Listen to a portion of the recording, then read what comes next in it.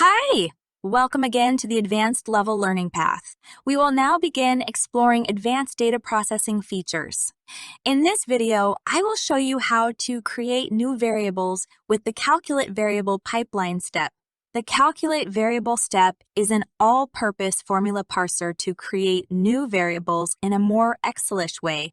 There are dozens of operators, comparisons, and functions that allow endless combinations that match your needs. In the resource section of our Learning Center, you can see a detail of all the available functions. For our first example, we will load equity data from Yahoo Finance. Let's add the step and write the name of the tickers from Microsoft, Apple, and Google. Remember from our intermediate level data transformation video that the entity after fetching Yahoo Finance data is ticker and that the columns are open, close, high, low, and volume. For this example, we will select only close.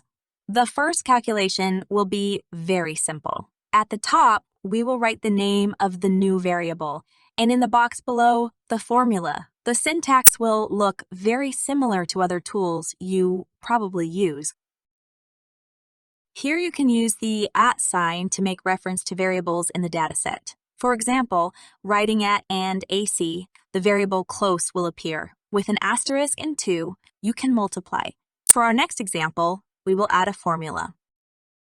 You can add formulas by typing the name and opening the parenthesis. Let's write, for example, the square root of close. Formulas can also be nested. I can, for example, replace close with the square of close. To do that, write power close and 2. By clicking Save, we can see a preview. These formulas are a specific type of formula that we call row functions. That is, functions that only use data from the same row to be calculated. Another type of formula is the group function. Instead of working with a single row, the group functions split the dataset into groups defined by the entity values and make calculations within those groups. Let's go back to the equity data to see an example. Let's say we want to calculate the average price of a ticker. We can do that by writing mean, a group function, and defining close as the variable. We then have to choose which is the variable that will define the groups, that in this case is ticker.